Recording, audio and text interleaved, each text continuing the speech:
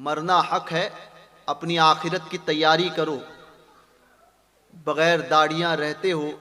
بعض تو وہ ہو گئے جو عمر کے اس حصے میں پہنچے، اب تو موت آنی ہی ہے. موت کا کسی کے لیے جوانی اور بچپن اور بڑھاپے کا کوئی تعلق نہیں ہے، مگر بڑھاپا آ گیا تو اب تو تمام باتیں پوری ہو گئی، اب تو موت آنی ہی ہے.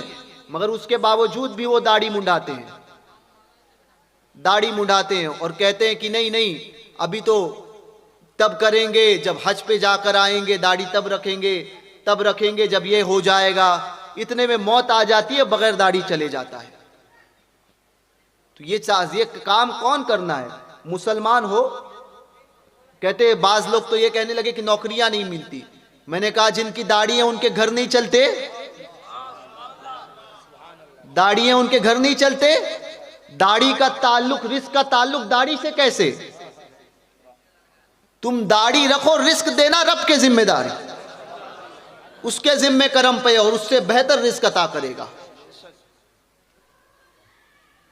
داڑیاں رکھنے پر بعض لوگوں کا یہ ہو گیا کہ شادیاں نہیں ہوتی ہے، لڑکیاں نہیں دیتے، کیونکہ تم نے اپنی بچیوں کی مینٹیلٹی وہ بنا کر رکھ دی.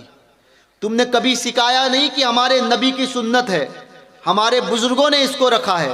کبھی اپنی بچیوں کو نہیں سکھایا، کبھی اپنے بچے کو نہیں کہا. بچہ رکھتا ہے تو باپ کہتا ہے یہ عمر نہیں ہے داڑھی رکھنے کی. یہ تو ہماری قوم کی مینٹیلٹی ہو گئی.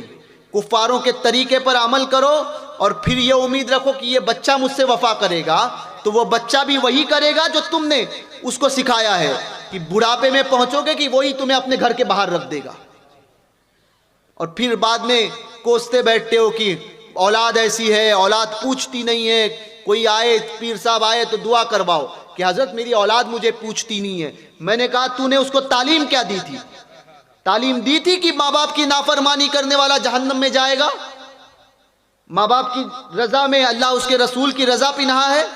تعلیم دی تھی؟ نہیں دی. اور آج جب تعلیم نہیں دی تو پھر ببول بونے کے بعد میں گلاب کی پھول کی امید کرنا ہی بے وقوفی ہے نا. بویا ببول تھا اور کہتے ہو گلاب کا پھول ملے، تو یہ نہیں ہوگا. اپنی اولاد کو سکھاؤ، دین سکھاؤ، حب رسول کیا ہوتا ہے وہ سکھاؤ، حضور کے دشمنوں کا بغض پلاؤ.